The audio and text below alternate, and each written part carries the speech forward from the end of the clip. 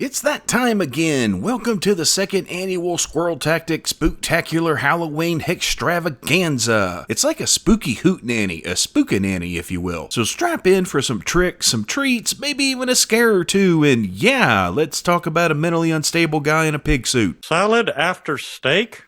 I hate to say this twice in one meal, but horse's ass. Hey folks, welcome to Squirrel Tactics. Like, subscribe, check out the Patreon, let's do this. Pigmalion. The title is a reference to the play by George Bernard Shaw. Pigmalion, for those unaware, is the name of a legendary Greek character who fell in love with a sculpture he made of a woman that was eventually brought to life by a goddess. Pinocchio is kind of a play on it, as was Shaw's play, where a man made a bet that he could take a common woman off the street and teach her to be passable as a lady of high society. Most of you know it as being the basis for My Fair Lady, and this episode is a twisted version of that story. This was the second and final Halloween episode. Sadly, not a whole lot of spooky stuff, especially if you don't count the whispers that the ghost of Chip Block still haunts the Arlen Gun Club. The Arlen Gun Club, now accident-free for almost a week. Also, as many of you know, Pigmalion has a sort of aura around it of being this banned episode, mostly because it was originally made for season 5 but did not air until season 7. And even though it was a Halloween episode, it premiered in January, same day as Megalodale, by the way. So I'm not crazy, but you are. You let a mongoose out in the store. You're living in a toilet paper fort. Let's agree to disagree. Many point to the subject matter being the reason for the delay. However, it's much more likely that, like I discussed in last year's Halloween video, King of the Hill had a real problem with NFL games running over their time, and this tended to preempt the new episodes. So it was pushed to season 6, same thing happens. It gets released randomly in season 7 because who knows when they'll get to release it otherwise. There's no evidence of it ever being banned or given the Pet Sematary treatment where Stephen King stuck it in a drawer and only published it to finish up a contract with Doubleday. And when the show hit Adult Swim, Pigmalion was included as part of season 5. So yeah, there was never really any banning. Plus, let's be honest, it's a dark episode, but is it any darker than the jam jelly slave labor cult? The ranch is quiet and secluded so you can concentrate on making our famous jams and jellies. They're so delicious, especially when smeared on a piping hot English muffin. And something that occurred to me, why are both Halloween episodes about Luann being taken advantage of? Anywho, we start off at rattlesnakes, which y'all might remember from the I Don't Want to Wait episode. Hi, I'm Jennifer. How is everyone tonight? Jennifer, we're fantastic. Well, Hank has apparently let Bobby graduate to the adult menu, no more choo-choo chicken fingers, though it's quite possible that Hank regrets this decision. Something smells good. It's the menu. Ha! Even the menu smells good at rattlesnakes. Don't sniff the menu, Bobby. You're probably smelling grease from other people's hands. This odd situation is interrupted when Peggy overhears Luann's boss getting onto her for not properly putting silverware away. Well, that fork didn't just walk along and hop in there by herself, did she now? No, she couldn't have. And she, of course, takes it upon herself to not only butt in on the conversation, but to argue with the supervisor, whose name, by the way, is Bitsy, and she's voiced by Ashley Gardner in case her voice sounded familiar. I don't know you, that's my purse! Then Peggy went ahead and just quit for Luann, which comes as a surprise for Luann and Bitsy, but shouldn't come as a surprise for any of us considering this is pretty much what we came to expect from Peggy. Not trying to pile on her here, but this is a perfect example of what people don't like about her. You will not use threats with her. And you will not tell me how to talk to my supervisees. And you have just lost yourself a waitress. She quits. Well, now, wait a minute. I wasn't going to fire her. It's too late for your apologies now, isn't it? Luann, pick up your clothes and 3 onion loaves. We are going home. The onion loaf could be a reference to Tony Roma's onion loaf. It could also be the free bread that Rattlesnakes gives out. You know, kind of like breadsticks or Cheddar Bay biscuits. So back at the house, Luann is questioning why Peggy would quit for her, and Peggy explains that she did what was best for her because now Luann was free to pursue other opportunities. And here's the deal. I know Peggy's heart is in the right place, but she should have handled that situation differently, and it's always better to have another job lined up before you leave one. But Peggy has an idea for how to help Luann move forward. The Learning Annex is offering a class on the joy of entrepreneuring. I signed you up. It would be really nice if sometimes you could ask me when you make decisions about my life. You're right. Would you like to go at 7 or at 9? 7.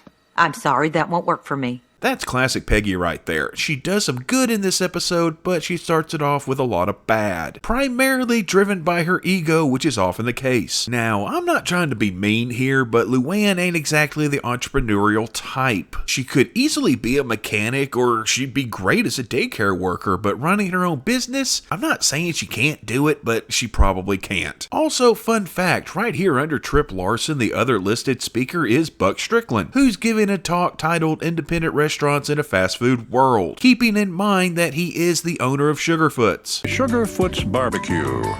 So sweet, you could eat it with your feet. There's also the rumors that on slow nights you can still hear the phantom sounds of Peggy's often derailed no substitutions ghost train. Yo, Miss Peggy, a choo-choo's gone off the track. That's 6 times a day that thing gone off the track that I know of.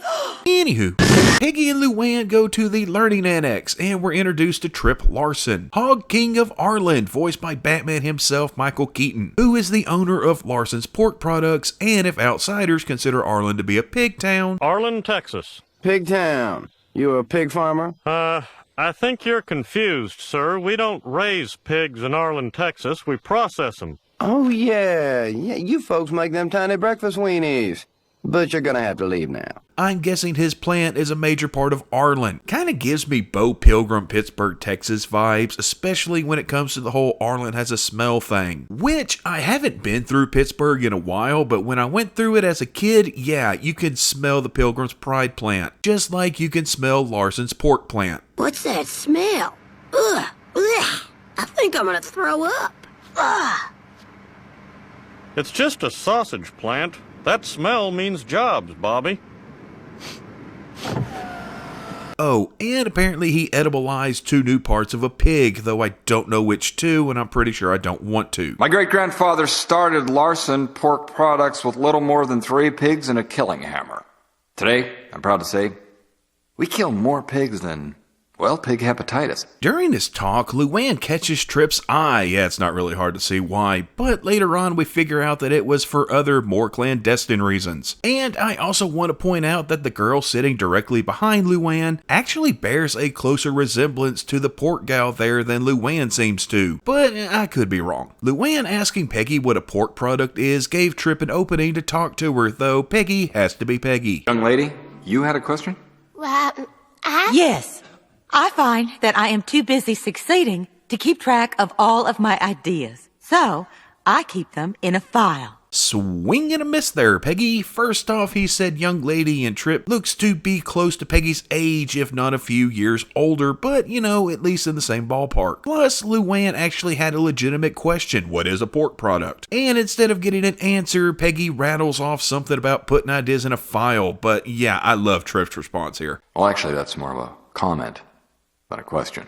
Well, thank you. I think so too. After the talk, Trip sees Luann alone and approaches her, telling her that he sees a certain quality in her, which is much creepier when we know what his real plans are. Well, hello. How'd you like my lecture? Did you enjoy it? I mean, did you enjoy it as much as I enjoyed having you at my lecture? He tells her that he sees her having a future in pork and invites her to interview for a job. I did work with pork chops in my last job. Well, but to be honest, sometimes I dropped a couple. Well, see, that's the beauty of pork. It rinses off clean. Peggy and Luann celebrate this with ice cream. This is Texas, and by law, all celebrations must include Bluebell ice cream if they include ice cream. And for those surprised I didn't say Cabot, well, they don't make ice cream, but they do make damn good cheese. We find out that the job interview is at Trip's house, which sets off alarms for Hank, as it should, and I'm really surprised that Peggy defends it, claiming that the pork industry is famously informal. I'm not sure if that's true, but I mean, come on now, Trip's obviously after something else, and that something is something that Hank does not want to talk about. To put it bluntly, they're more interested in something else. Oh, you mean sex? No. Yes. Peggy drives Luann to the interview at the Larson estate, and Tripp is out front working on his motorcycle. I think he's on concrete, but for some reason the concrete is green. That's just odd. Now, Peggy tagged along to basically chaperone, and to me, if Peggy sees the need to chaperone a situation, it's probably a situation Luann shouldn't be in. And Tripp splits him up quick, fast, and in a hurry, leaving Peggy less than thrilled. I'm here for my interview, Mr. Larson. I am also here for her interview. Luann, let's go ballooning. Peggy, why don't you read my autobiography? At least she gets to read his autobiography, apparently titled Whole Hog, while Tripp takes Luann up in a hot air balloon. Yeah, that fella right there is pitching him some woo. Even busting out the Austrian monocular, which is possibly a reference to Voigtlander. And yeah, Luann is pretty impressed. You can see for miles. Yeah, 3.7 miles. You can see up to around 8 miles if you try this monocular. It's Austrian. They make the best monocular. However, at the same time, she's also feeling rather vulnerable and outmatched. Almost like being in Tripp's presence sets off some kind of imposter syndrome alarm in Luann's head. Remember, Luann ain't exactly the shiniest diamond in the mine, and she's pretty naive, which is probably what Tripp saw in her, other than the whole pig ad thing that we'll get to. And what he says here is true, we are all ignorant, but the last part there comes off wrong to me. You are not stupid. You're ignorant. What? No, you can't have... It's a compliment. That just means you haven't had the chance to learn all the wrong things. Saying that somehow works in a wealthy, good-looking older guy talking to a young, immature, daddy-issue-riddled girl kind of way. Not that I'm dissing the age difference here. I've seen plenty of relationships with decent age gaps that have worked out great. And I am not agreeing with the age ain't nothing but a number crowd, because age isn't a number, it's a word. But there is a clear difference in maturity and life experience here. No one's ever told me that before. Well, maybe that's because no one has ever realized how ignorant you truly are. Yeah, that whole rigmarole worked, and Tripp's making out with Luann within maybe half an hour of her showing up. I told you, pitch and woo. But one thing I do love here is Peggy's reaction from the ground. What are you doing? That is not a proper way to interview! And this is the point where Peggy starts her episodal face turn, because pretty much from here on out, she's pretty much right. Luann is over the moon about her new position as girlfriend, though clearly Peggy is against it and Hank isn't totally on board. He did warn against this exact thing, and after Tripp has Luann change her hairstyle, Hank is even less on board than before. Well, I knew this guy was no good, but braiding your hair? From the back, your head looks like a horse's ass. When Peggy tries to voice their opinion, which is very, very valid, there is a large gap in maturity and experience level between those two. And right off the bat, he's having her completely change her hairstyle? People kind of throw around the word grooming a bit too often nowadays, but this is a textbook case of grooming. We find out later just how bad it is, but yeah, Peggy's totally right here. He's old enough to be your father, and he's treating you like a child. Stop worrying, Aunt Peggy. I'm going to eat my salad after my steak. Tripp says that's the French way. And surprisingly, that's apparently true. It is normal in French cuisine to eat a plain salad after the main course to aid in digestion and cleanse the palate before dessert. Horse's ass. Hank and Peggy decide to pay Tripp a visit with an apple brown Betty in tow, but Tripp is in the middle of playing tennis, so he buys Hank off with some football bloopers. Some of them the kind that the public doesn't get to see, but Peggy is still in protection mode, and rightfully so. But this is private bloopers. Hey, do you have the snowman who caught fire at the Vikings game? I've got 3 different snowmen catching fire. There he goes. What Hank's referring to is the 1977 NFC Championship game between the Cowboys and the Vikings, where a 24-year-old named Daniel Yoder was wearing a snowman suit that accidentally caught on fire. Don't worry, he had some second-degree burns, but overall he was fine. And if you're wondering what that looked like, well, roll that beautiful bean footage. And there it is, a blanket evidently and inadvertently catching on fire.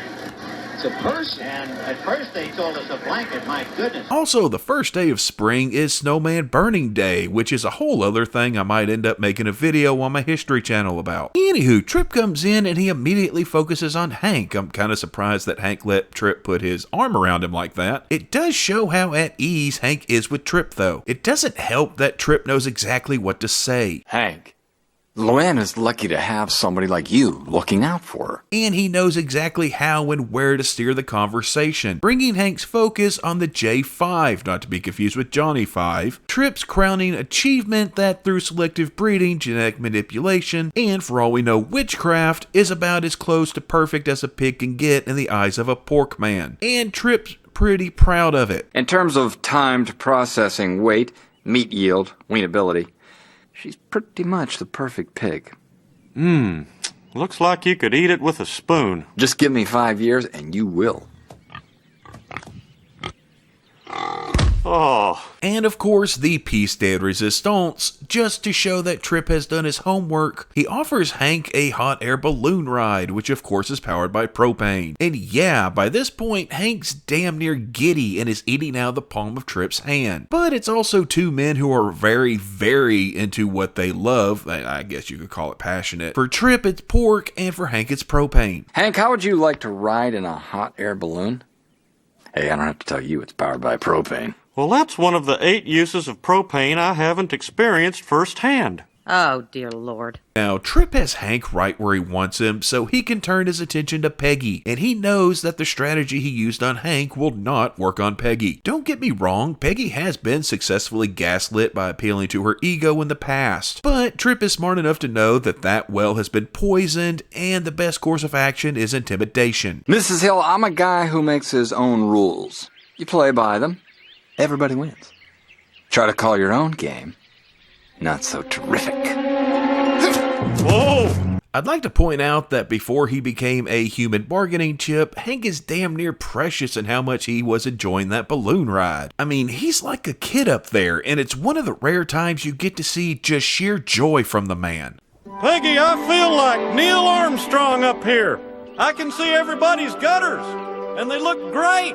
Back to Trip possibly trying to kill him. If there's something Peggy is known for more than being wrong, it's being hard-headed and not backing down, which can be a good thing, such as in this instance, where she does not back down an inch and shows Trip that he can't bully her with fear tactics. So yeah, atta girl, Peggy. Well, let me tell you something. You might be rich, but all the money in the world cannot buy you the most precious gift of all, my respect. Yes, I respect that. Back at the house, I remember when those witches first started getting popular. Peggy tries to explain to Hank that Trip did indeed try to kill him, while Hank plays it off as Peggy distracted him while he was trying to control the balloon in the wind. And nobody is believing her. It's not like Peggy has a history of blowing things out of proportion or anything. He was pulling and yanking that cord and trying to jerk you out of there with every last fiber of his being and then some. Aunt Peggy, Trip believes that no one ever solved anything with a run-on sentence. What? Shut up, Luann. As the self-crowned Squirrel King of run-on sentences, you have nowhere to talk when it comes to things being grammatically correct or effective in conflict resolution. You're just parroting what someone who's grooming you into a spokesgirl told you to think. Peggy defensively starts to reply about how Luann didn't write Charlotte's Web. You do not come into my house and correct my grammar unless your name happens to be Strunk or White, is it? But their discussion is cut short when the doorbell rings and surprise, it's a headless pig carcass on the doorstep delivered by and courtesy of Larson Pork Products. And Hank tries to play it off as a gift from a pork man, but no, yeah, he's full of it. I could see him giving her a ham or something along those lines, but to just drop an entire unprocessed headless pig carcass on somebody's doorstep is a warning. Horsehead in a bed kind of thing. But at least we get one of my favorite lines from Bill here when Peggy starts to kick it. No! You're bruising the rinds! Peggy has finally had enough and tells Luann that she has to break up with Tripp, and I gotta say, I agree with what Peggy's doing, but not how she's doing it. She is straight up telling Luann what to do, as Luann herself points out, and that's the issue. The more aggressive Peggy is, the more Luann is going to dig in her heels and refuse to move her position. Her heart's in the right place, but that's just not how you do it. I have decided that your boyfriend is crazy. Now, do you want to break up with him, or should I? Now just stop it. Stop telling me what to do. I am a proud, ignorant woman, and no one is going to change that. This approach does the exact opposite of its intention, and it drives Luann straight to Tripp's arms. Also, apparently it's not green concrete, it's grass, but why doesn't he have a walkway between the driveway and the stairs? That doesn't make any sense. Sorry, off topic, that just bothers me. By the way, notice how Tripp doesn't hold Luann at all. She clings to him, but he's more worried about his tie. You wiped your eyes on my tie. That's okay.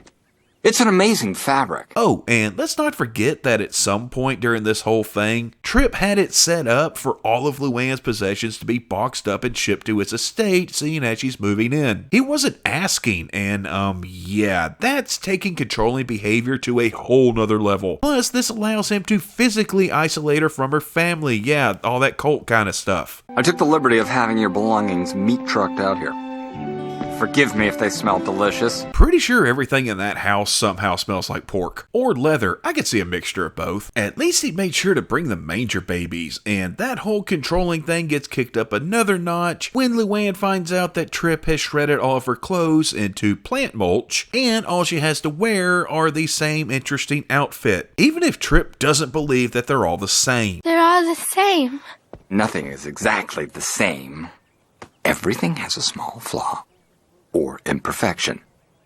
Drives me mad. It's at this point that Luann starts to think that all might not be well in the merry old land of Oz. And it doesn't help that she's woken up during the night and comes across a pig, possibly J5, that Tripp keeps in the house in a room with a rosewood floor. And I'm guessing he's referring to the wood typically sought after for musical instruments. A whole floor of that would be pretty daggum expensive. It could possibly be the other plant called Brazilian rosewood, which is also known as Pa Rosa. And yeah, that one's endangered and typically used for essential oils, though I could see Tripp using an endangered species of tree to make a wooden floor for his pig room. I do have to give the man props for jumping right in and pulling that pig back with no issue. He's probably pretty strong, and though Luann is freaked out by the whole pig in the house thing, Tripp has a way to calm her down. Go back to bed, honey.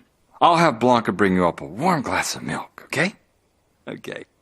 Finish it all. Yeah, that milk was drugged, and while Luann was unconscious, Tripp had her hair dyed red. Much to Luann's surprise, though, Tripp doesn't really see it as much of a big deal, and rather as an improvement. Of course he does, and he tells Luann if she doesn't like it, then they can just shave it off. Which I'm sure she doesn't want to go through that whole Sinead O'Connor phase again. Your head hasn't been harmed. It's been improved. I took the liberty of dyeing it while you were asleep these last 14 hours. That night, Luann grabs the key ring off Blanca the housekeeper's cart and sneaks into a room she's never been in, finding an old Larson ad that has a rather familiar looking woman on it. And at this point, the pieces start to fall into place, and Tripp just pops up out of nowhere. Seriously, was he just sitting in the room when she came in and hid behind the chair, or was he behind the chair before she came in? It's me. Except for the teeth.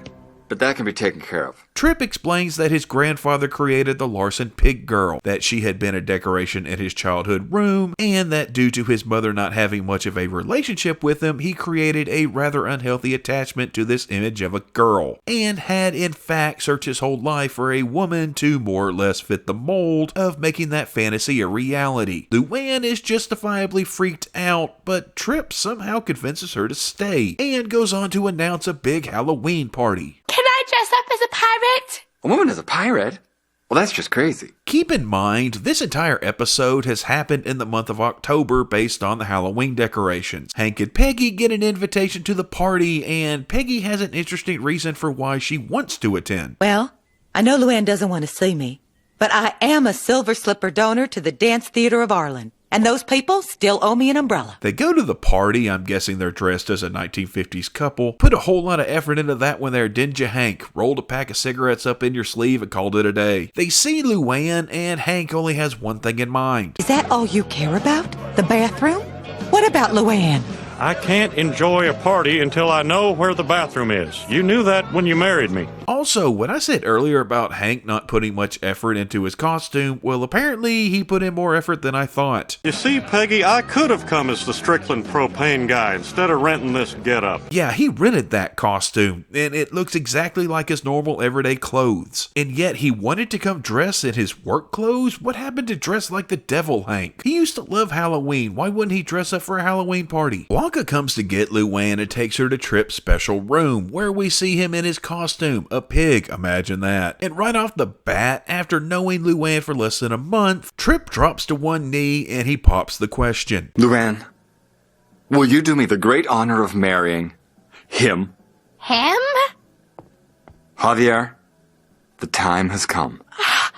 That's the man in the ad! Life is a series of compromises. I don't think I want to know the story of how Javier came to live at the Larson estate. It's probably a horror story in and of itself. And he looks sadly defeated and resigned to his fate. Then again, maybe he's well taken care of and he could end up with a lot worse women than Luann. But then we see just how off his rocker Tripp really is as he explains that he wants Luann to marry Javier so that they can live as the perfect Larson pork family, with Tripp as the pig. And yeah, Tripp may as well push a pecan around with his pecker because at this point he's fucking nuts. Don't you see? We can have it all. We can be the family in the picture. You, him, and me. What? Luann, for rather obvious reasons, freaks out. She doesn't want to become mother to a middle-aged man in a pig suit. I get it. And she runs straight through the party, not looking for help or anything, just full-on flight mode, with Tripp chasing behind her before stopping to ask Peggy where Luann has gone. I'm going to take a guess and say that Hank finally found out where the bathroom was. Where did Luann go? That's for me to know and you to find out. And me to find out too, because I don't know. Tripp takes off and Peggy follows, knowing he's looking for Luann and knowing that Luann probably needs help if she's running from Tripp. Luann barricades herself inside one of the buildings at the processing plant, doing a good enough job that Tripp is unable to get through the door, and instead he climbs up to the roof and falls down some ductwork in order to get in. It should be noted that Peggy just kicked the door open with her fetishly large feet. At this point, Tripp is completely gone, and he's resigned himself to becoming a pork product along with Luann, so that they can be together forever as sausage or something. It apparently makes sense to him in that moment. We agreed that I would do the thing for both of us. I never agreed to be a licensed pork product! Luann is not on board with that, and so she jumps onto a pig carcass to get off the kill line, which Peggy, in the process of helping, has completely started the whole thing up like she did this as a 9 to 5. I mean, seriously, what was she trying to actually accomplish there? Luann gets away, and as they're trying to, I guess, shut it down, Tripp, in a maniacal frenzy, has accepted his fate and is ready to meet his ancestors. Mama, Papa, I'm coming home. Until he takes a direct electrical shock to the head, which, fun fact, apparently when conducted properly, electroshock therapy is pretty effective when it comes to treating schizophrenia, which they make a big hint was Tripp's mental issue when he mentions the voices being gone, and I gotta wonder, how long has he not been in control? Males typically start showing symptoms of schizophrenia between their late teens and around 30, so was he one of the more rare occurrences of late onset schizophrenia, or has he been having longer and more severe episodes since possibly his late teens? Oh my god. I can suddenly think clearly. The voices have left my head. What am I doing in a pig costume?